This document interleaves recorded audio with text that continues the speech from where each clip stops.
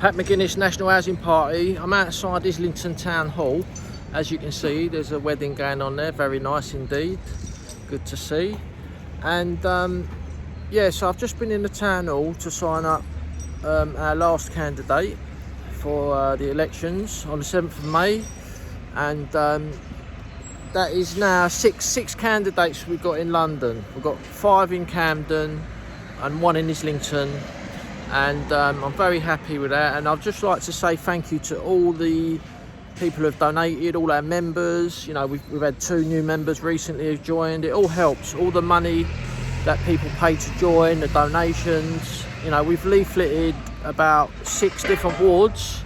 6 different wards have been leafleted with like 15,000 leaflets for these elections. You know, we're not hoping to win in any of the surrounding wards to the ward I'm standing in. You know, I've got a chance of winning. Also, Mark Furnell has got a chance of winning in the Holborn and Covent Garden ward.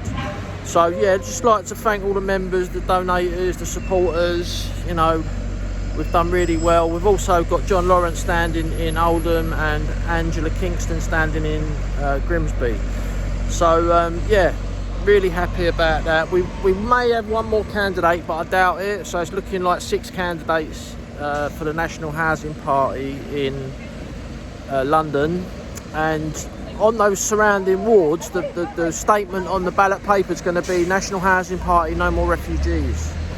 And it's going to be very interesting to see how the public react to that, especially the ethnic minority community, because I speak to them all the time and they don't want any more refugees. So also, you're going to have Reform standing, and a lot of these wards, there's 3 positions up for election. And if Reform only stand 2 candidates, and then obviously we've got a candidate as well, we could get a decent vote. So it's all going to be very, very interesting, and looking forward to that. So yeah, to the crisis in the Middle East and the petrol and diesel prices going through the roof, this war is an illegal war.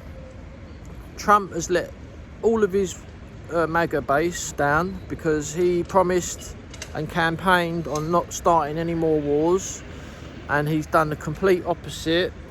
Not only has he started a war, they're actually losing the war, and in my opinion, he needs to surrender, mate. He needs to surrender and back down because they are losing. You know, for 30 days now, there's been missiles, cruise missiles been raining down on Tel Aviv and Haifa.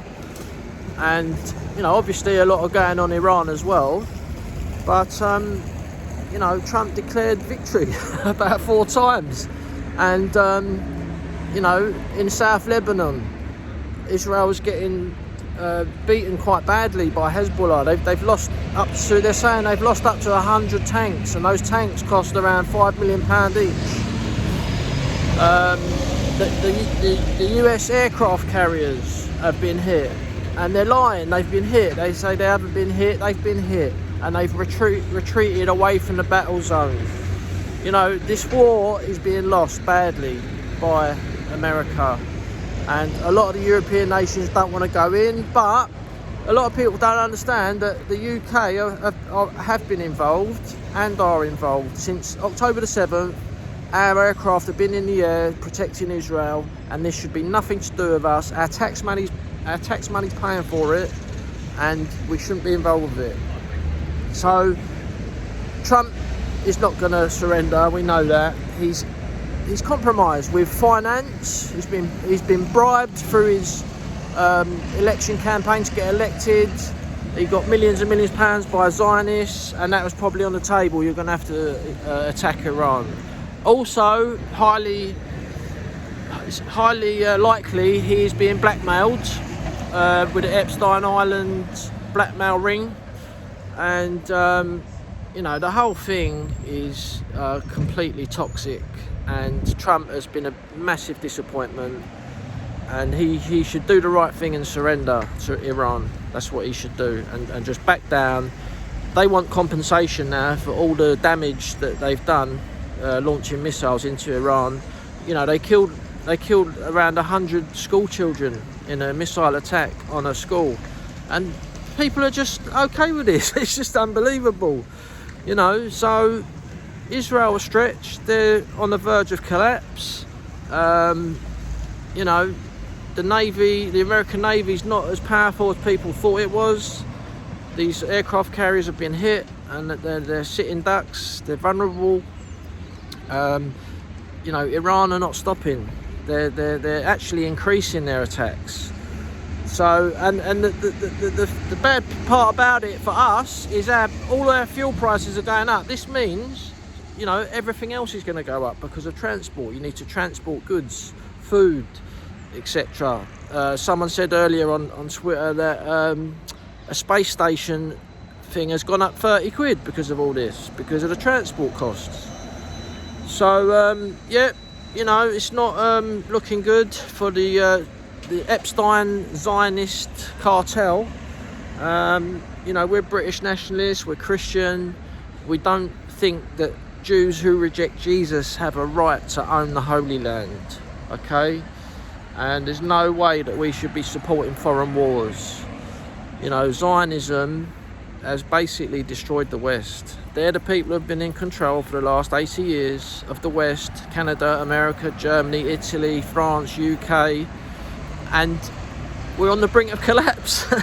This is the reality, and some people still support this war. It's insane. The brainwashing is bad. Stop watching GB News.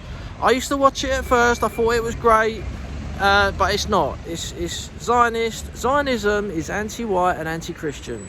Zionism will not allow a nationalist government to rise up in the West. They will not allow a Christian nationalist government to rise up in the West. Zionism is anti-Christian, and they are trying to preserve and create a nation that rejects Jesus Christ, which is called fake Israel. So that's me, Pat McGuinness. I'm at Islington Town Hall, and that's 5 candidates have gone through with the paperwork in London, and it will be all finalised and confirmed on the 9th of April. And the leaflet is going well. We're on course to deliver all the leaflets in my ward. Need to get those leaflets done before the 17th of April, when the postal votes hit the doormats. So thanks again to everyone who supported us for this campaign. Let's hope we get a good result in all the different wards we're standing in. Thanks to all the brave candidates. You're all heroes for standing up for your country. And I'll leave it there. Thanks very much. Christ is King.